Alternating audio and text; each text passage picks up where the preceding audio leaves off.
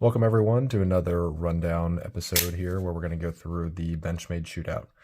Again, the rundown is going to be a very short, brief overview of whatever knife it is of the day, and could be or could not be followed up with a breakdown and longer description that's maybe 20 or 25 minute video. So let's get right into it. Shootout by Benchmade, one of their newer OTF models, kind of competing with the Microtech Ultratech. Here's a size comparison. Similar in size, the Shootout has a little bit wider of a handle than the Ultratech. The Ultratech is a lot more slim than the Shootout. You can kind of see there. They both use very premium steels in their blades. The Ultratech is M390, as we know, and the Shootout is actually crew wear steel. You can see on the blade there. Coated crew wear steel in FDE. I really like the color scheme of this. I think they call it Crater Blue and FDE or Flat Dark Earth coating. I really like that combination.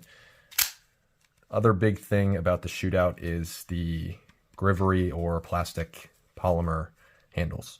A lot of people complain about that and say that it is cheap and they should be using better materials. I'm not going to disagree with that. I think it's a little silly that Benchmade continues to use this grivery stuff and charge the ridiculous prices that they do. But it is very durable. There are plenty of videos online of people throwing this knife on the concrete, throwing it around, dropping it around. I've thrown this at a tree several times. I've dropped it, worked outside with it, and it looks brand new. Still feels brand new, opens brand new. I spray oil in it to keep it clean, but doesn't really require much maintenance more than that. The deployment switch on the Shootout is very raised and prominent there. You can see compared to the Ultratech. It's like, you know, the big competitor is the Ultratech, and it's a lot less noticeable on the Ultratech than it is on the Shootout, which makes the Shootout significantly easier to open and close. Ultratech still very easy to, but this being raised and as pointy and prominent as it is, it makes it quite easy to deploy, and you can even retract it with your index finger with pretty much no effort at all. So if you're not an out the front person and you don't really handle them a lot, this is very, very easy to open. With that, though, comes what some people find annoying. When you're trying to make a cut with this and you're holding it in your hand, sometimes you're going to want to push on the blade to kind of get some more leverage and control and make sure you're cutting where you want to cut. And when you do that, that button might poke into your hand a little bit and make it a little harder to get where you need to get on the blade to make that cut. Just something to keep in mind when you're looking at purchasing this, if you're going to be using it to cut like that. I tend to do that, so I do find that annoying sometimes, but it doesn't always get too much in the way. You know, you're choked up a little bit on there and pressing down, so not that big of a deal. As far as deployment in the pocket, some people worry about that. I know I've seen a lot of videos talking about that. I've never really worried about that with an out the front. I don't know. I just have never had any issues with it. I've never really thought it would be a problem. But I know some people worry about that. I've carried this a very long time, a couple months now, for hours on end, taking it out of the pocket, put it back in. I've never even, I don't know. There's a lot of uptake on here, so it's not going to deploy in your pocket. I've never even had an issue with that at all. But a lot of people were talking about that because of this raised deployment switch. So again, wouldn't worry about that. There's no glass breaker on this particular color scheme. It's just like the lanyard hole, pommel, I guess they call it, but it is just a lanyard hole. I don't use a lanyard, but it looks fine.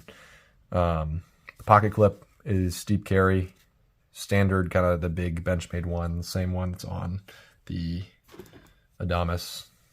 It's like the big butterfly deep carry pocket clip. Works very well. I've had no issues with it.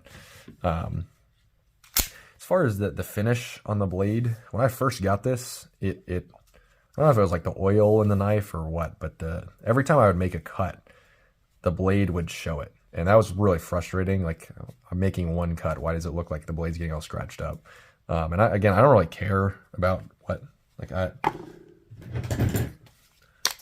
my strong arm looks like this. I don't really care what the blade looks like, but it was after I made one cut through some like cardboard, and then like I did some tree branches outside, and it looked like I had this for 10 years, but it does come off. You just wipe it off and it'll clean up. So the coating has held up actually very well. I was worried about that at first, but doesn't seem to be an issue. I know some other issues that I've seen online with this particular knife.